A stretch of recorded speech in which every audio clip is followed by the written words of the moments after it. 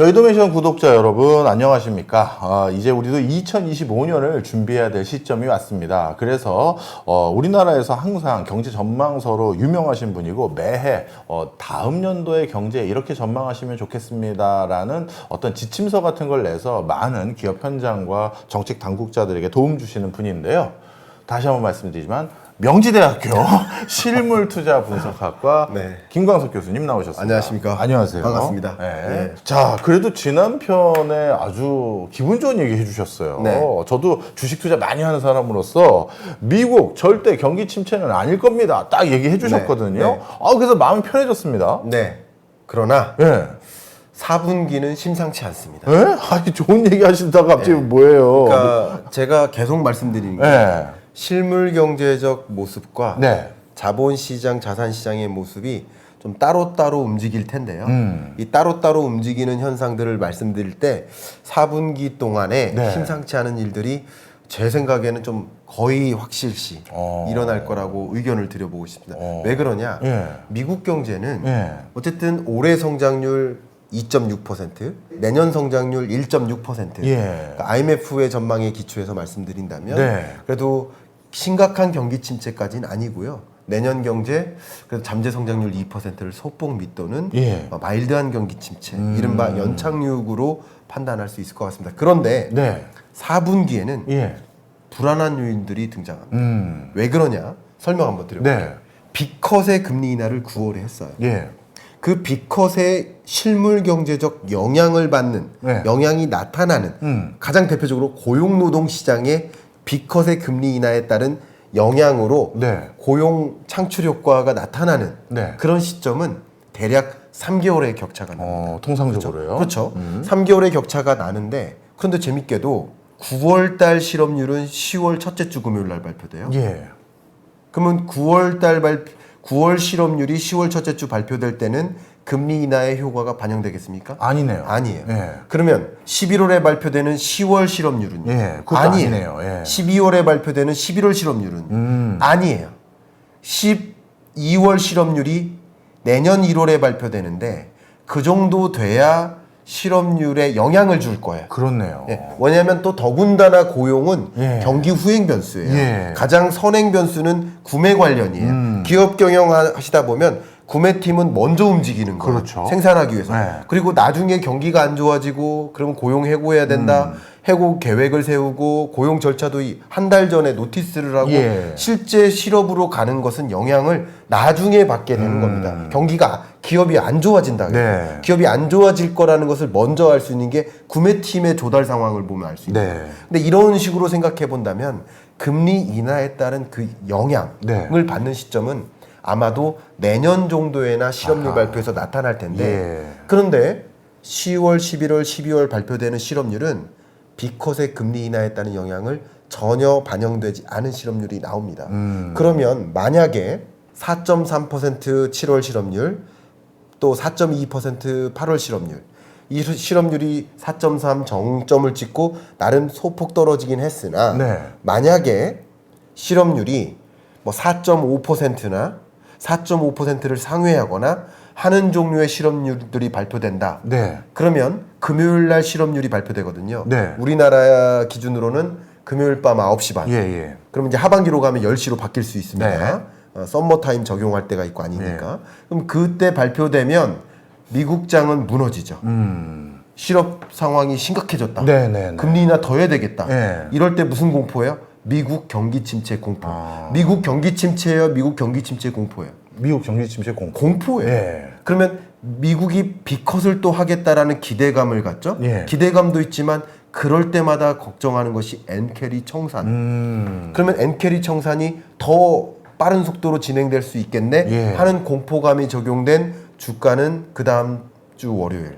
그래서 8월 5일 날 블랙몬데이 있었죠. 예. 그런 비슷한 그 정도의 효과는 아닐 거라고 네. 생각하지만 빅컷을 했음에도 불구하고 실업 상황이 아직 안 잡혔네 이렇게 초반에는 해석할 거야. 네. 그리고 그 다음 날 이것은 빅컷의 영향을 받지 않은 실업 상황이야 라고 이제 시장이 다시 해석해요. 네, 네. 그래서 그 다음 날 다시 반등해요. 하는 모습들이 충분히 전개될 수 있겠다. 저는 이것을요 반드시 구분하셔야 된다. 네, 제가 네. 책에서는 뭐라고 표현했냐면요 물결과 물장구를 구분하셔야 돼요. 너무 좋은 표현이네요. 물결은요 거스를 수 없는 흐름이에요. 예. 그 흐름을 장착하셔야 돼요. 예. 그래서 미국이 마일드한 경기 침체는 25년에 나타날 수 있겠구나. 그러나 심각한 경기 침체는 아니구나 예. 하는 그런 거스를 수 없는 흐름을 장착하시면 예. 어린아이들이 저기서 계곡에서 물놀이 하다가 예. 물이 저한테 튄단 말이야. 예. 그걸 보고 깜짝 놀라서 엄청난 파도가 닥치네라고 오해할 일 없는 거예요. 그걸 구분하셔야 됩니다. 네. 그래서 하반기 4분기 동안에 발표되는 실업 상황이나 특히 선행지표격인 PMI 지표, 예. 제조 PMI, 서비스 PMI 이런 지표들이 생각보다 안 좋게 나타날 수 있는 여지는 분명히 있습니다. 그런 것들이 나타날 때마다 여러분 옥석을 가려야 됩니다. 제가 왜 이 말씀 드리냐면 전제를 어떻게 하느냐에 따라서 의사결정이 달라져요. 그렇겠죠. 경기 침체 심각하게 온다라고 전제하면 이런 변수들이 등장할 때 어떻게 하겠습니까? 내던지겠죠. 그렇네요. 반대로 경기 침체까지 오진 않는데 이런 신호들이 있으면 오히려 조정됐으니 들어가야겠네라고 생각할 수 있겠죠. 네. 같은 지점에 다른 의사결정을 내릴 수 있어요. 그렇기 때문에 이제 이 부분은 강조하겠다라고 의견 드리겠습니다. 네, 이제 이해가 됐습니다. 그리고 앞으로 어떤 연준에서 금리를 조정하고 난 뒤에 물가지표라든가 또는 실업률 이런 걸 우리가 바로 뒤에 목격하게 되면 이거를 마치 직접적인 연관관계를 얻은 즉 그 결과물이라 해석하는 또 보도도 솔직히 있거든요. 있어요. 네. 근데 그게 아니다라는 걸 명확하게 이번에 짚어주신 해석인 것 같습니다. 네.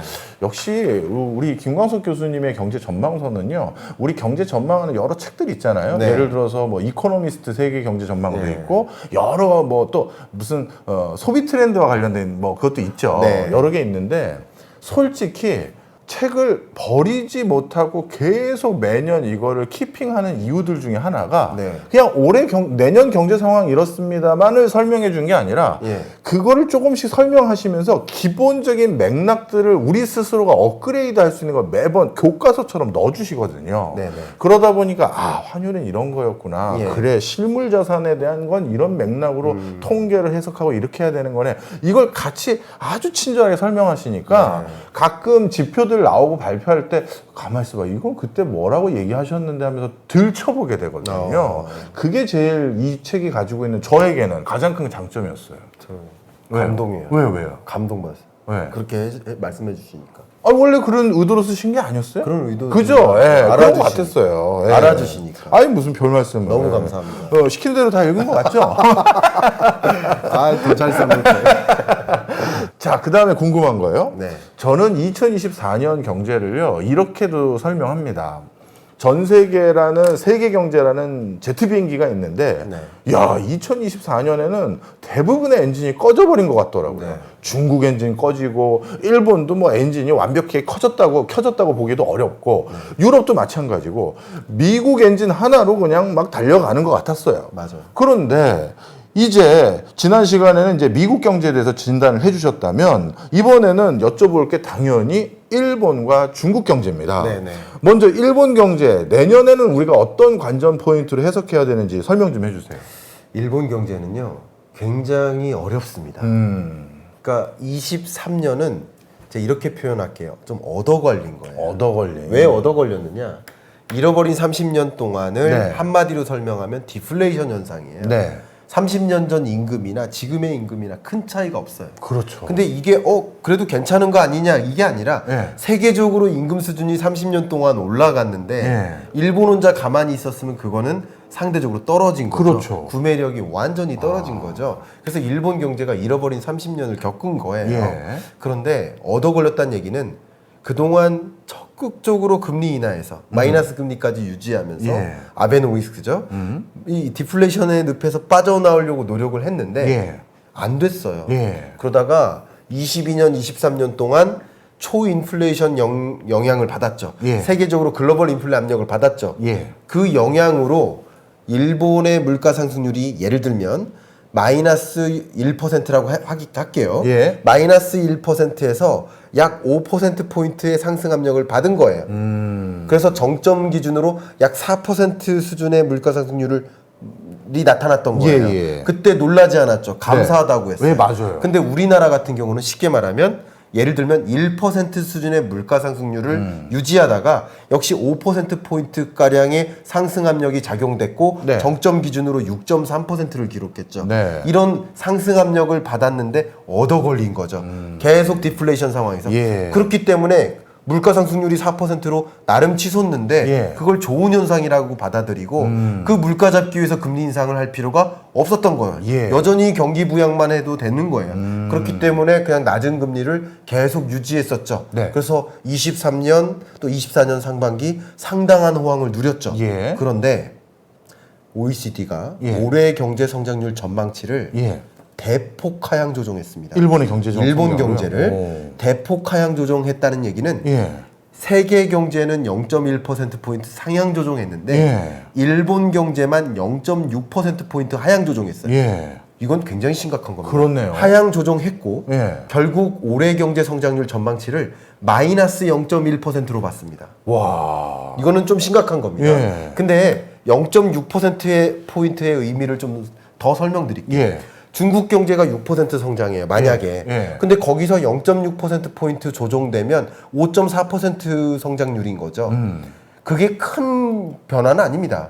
근데 일본은 쉽게 말하면 1%대 성장하는 나라가 예. 그런 나라가 0.6% 포인트의 하향 조정을 받았다. 예. 기여도 면에서 어마어마한 거죠. 이해가시죠? 네네. 가진 게 전부인데 이게 네. 전부인데 이걸 송두리째 뺏긴 사람과 이런 걸 10개나 갖고 있는데 하나 뺏긴 거랑은 다른 거예요. 그렇네요. 그러니까 0.6% 포인트의 의미가 예. 일본 경제를 해석할 땐 상당히 심각한 거예요. 그만큼 일본이 어려운 금리 인상을 하고 있는 거예요. 네. 왜냐하면 통화정책 정상화 목표 때문에 0.5% 수준의 일본은행이 생각하고 있는 중립금리를 향해 금리를 인상해내고 싶은 거예요. 그 여정이 어떻다? 예. 어려운 겁니다. 네, 네. 순탄치 않은 여정이에요. 그러니까 사실은 지금까지 2번에 걸친 금리 인상을 단행했지만 앞으로 금리 인상이 상당히 어려울 수 있다. 상당히. 네. 그만큼 역성장까지 감내하면서 금리 인하하는 것이 쉬운 것이 아니다. 또 일본 입장에서도 예. 물가 상승률을 보는데 다시 2% 수준으로 떨어졌어요. 예. 그럼 여기서 금리 인상까지 하면 또 디플레이션 상황 오는 거 아닌가? 그렇네. 다시 잃어버린 30년 진입하는 게 아니라 잃어버린 30년 경험하다가 23, 4년에 잠깐 마감하고 올라왔는데 다시 떨어지는 예. 그런 흐름으로 가고 있지 않을까 하는 걱정 때문에 결국 일본도 금리 인상이 쉽지만은 않은 상황이다. 여러분 그런 부분은 지켜보셔야 되겠습니다. 네. 일본 경제 상황을 종합했었을 때 일본 경제는 반짝 상승한 것일 뿐이고 그렇기 때문에 내년부터는 다시 일본이 정상적인 금리 인상을 하기에는 쉽지 않은 여정이 남아있다. 이렇게 정리를 해주셨네요. 근데 요즘 일본 경제를 우리가 특히 주목했던 이유들은 야, 일본의 엔캐리 트레이드 청산 이게 전 세계 증시에 이렇게 큰 파장을 일으키나? 이걸 많은 분들이 놀랐던 것 같아요. 네. 내년에도 엔캐리 트레이드의 청산 이거 우리가 걱정해야 될 상황일까요? 네, 그건 걱정하셔야 됩니다. 오. 그리고 앞에 말씀드렸던 것처럼 미국 경기 침체 공포는 일본의 엔캐리 청산 절차 공포가 같이 맞물리는 거예요. 네. 왜냐하면 제가 일본이 금리 인상이 좀 어렵다고 했잖아요. 네. 어려운 건 맞아. 그러나 할 수는 있는 거예요. 여전히 네. 할 수는 있습니다만 어려워요. 네. 근데 일본이 금리 인상을 안 하더라도 네. 미국의 금리 인하만으로도 미일 금리 격차는 축소되는 거예요. 그럼 이런 현상은 여러분 달러 인덱스, 달러 바스켓이 있어요. 인덱스 바스켓. 여기에 이 엔화가 굉장히 강한 기여도를 갖고 있습니다. 네. 유로화라든가 스위스나 스웨덴, 그러나 영국 파운드 이런 것은 덜 영향이 있어요. 네. 캐나다 달러나. 근데 일본 엔화의 가치가 굉장히 중요한데 일본의 금리를 인상하지 못한다 하더라도 미국의 B컷이나 베이비컷이나 금리 인하를 단행하는 것만으로도 격차가 축소되는 여정이 있고 네. 그럴 것이다라고 판단하면 할수록 상대적으로 엔화를 조금 더 선호하게 되죠. 달러를 예, 이제 예, 예. 정리하고 싶죠. 네. 최소한 달러를 투자했던 사람들은 수익 실현을 마무리하고 싶겠죠. 그런 움직임이 아무래도 이 엔화의 환율 가치, 그러니까 엔화의 가치를 올려놓거나 달러의 가치를 약하게 만들 수 있습니다. 네. 그럼 이게 뭐냐면요, 엔캐리 트레이드는 금리 격차 때문에 벌어지는 거예요. 기본적으로. 네. 금리 격차를 제가 다시 한번 자료를 보여드린다면 어마어마하네요. 미국과 일본 간의 일본은 마이너스 금리를 계속 8년 예. 동안 유지했으니까요.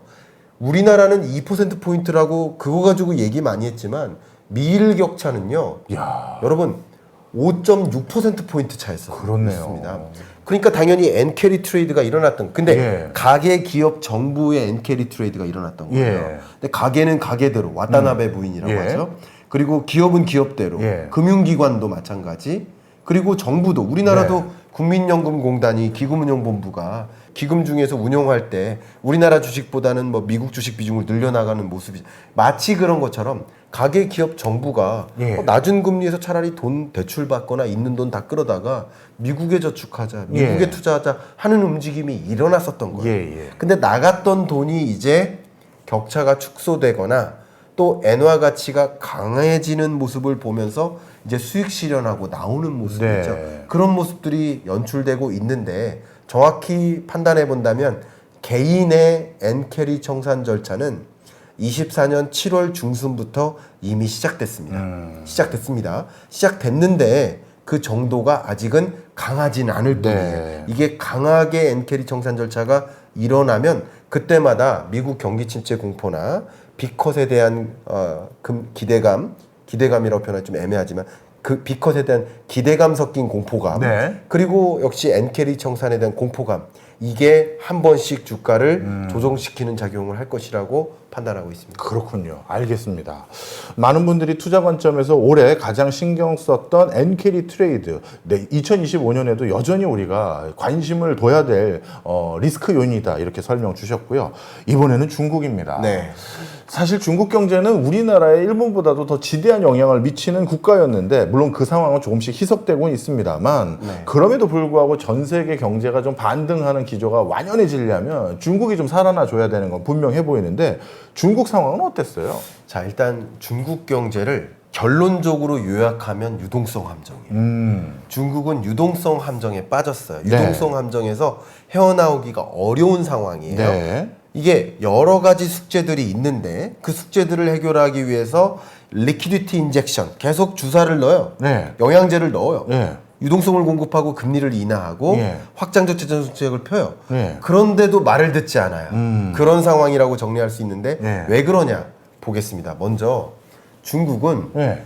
디플레이션 상황에 상당히 취약해져 있는 국가예요. 어. 그래서 생산자 물가 상승률을 보면 예. 22년 중순 이후로 계속 마이너스예요. 그렇네요. 그러면 단기간 안에 소비자 물가 상승률이 플러스로 전환되기 어렵겠다라고 판단할 수 있겠죠. 예. 그래서 소비자 물가 상승률도 마이너스를 몇 번 찍었지만 계속 0%대입니다.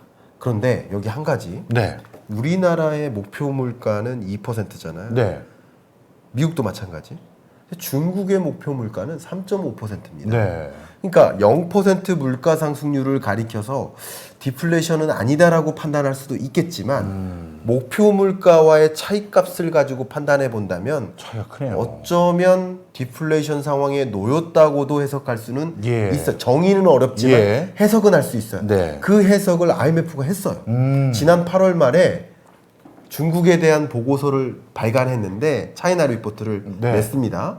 여기서 굉장히 어려운 지표인데 Deflation Vulnerability Index. 네. 이 vulnerable은 취약하다는 얘기예요. 네. 디플레이션에 얼마나 취약해져 있는지를 판단하는 지표인데 검정색 선을 한번 보세요. 예. 검정색 선이 지금 마이너스 행보예요. 그렇네요. 마이너스 행보를 보인다는 얘기는 예. 디플레이션 상황이라고 진단하고 있는 거예요. 그럼 디플레이션이 왜 왔느냐를 봐야 돼요. 예. 이게 굉장히 중요합니다. 지금은 디플레이션의 늪에 빠져 있다. 네. 근데 그 디플레이션으로부터 빠져나가기 위해서 리퀴디티 인젝션을 구했는데 굉장히 강하게 유동성을 공급하고 금리 인하를 했는데 네. 그런데도 말을 듣지 않고 있는 모습이에요. 근데 디플레이션이 야기된 원인이 도대체 뭐가 있길래 그런지를 봐야 돼요.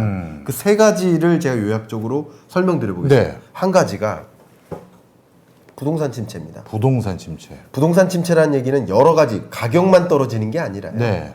거래량도 떨어지고요. 세일스. 네. 그리고 신규 착공, 분양 물량, 스타츠도 떨어져요. 예. 그리고 역시 거시경제적으로 부동산 산업이 차지하는 비중을 판단하는 고정자산 투자라고 하죠. 예. 이 고정자산 투자에는 설비 투자와 건설 투자, 지재 투자가 있는데 건설 투자 부문이 계속 마이너스예요. 보세요. 아. 계속 마이너스죠. 네. 이런 마이너스의 모습을 보이는 것은 부동산 경기 침체 상황에 놓인 거. 이건 여러분들 다 아시죠. 심지어 중국에 지금 우리나라로 치면 미분양 주택인데 네. 빈집이요. 네.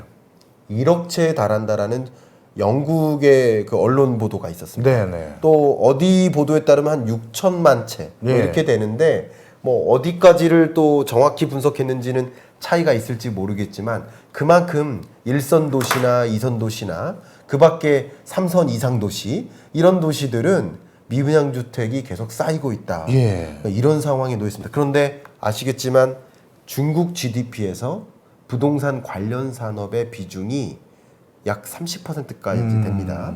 그러면 중국 경기가 불안하게 된 배경도 부동산 침체인데 그렇네요. 부동산 침체라는 얘기는 특히 한번 생각해 보세요. 건물 하나 지어요. 예.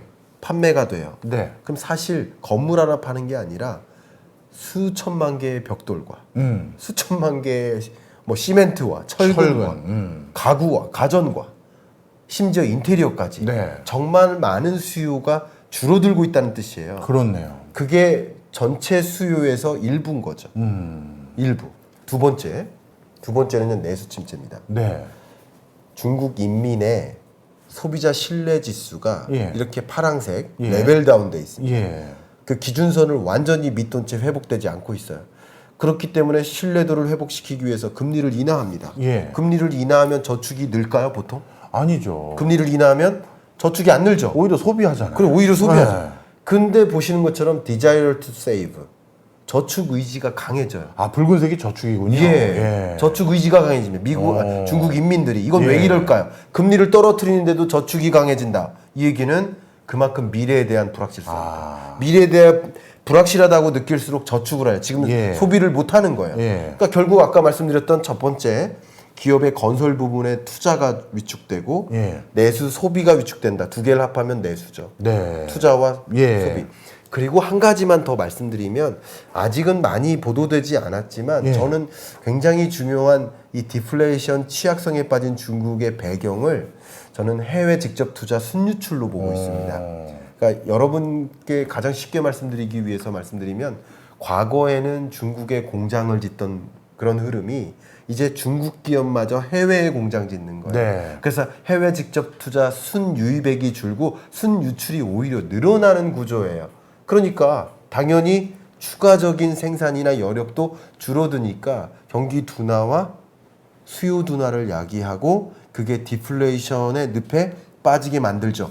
그렇기 때문에 중국이 어떻게 대응하는 겁니까? 양팔 걷는 거예요. 금리 인하 더 하고 미국이 금리 인하했을 때 또 하고 또 유동성 공급하고 확장적 재정 정책 펼치고 그런데도 지금 디플레이션에서 주택 경기 침체에서 내수 침체에서 벗어나지 못하고 있는 거예요.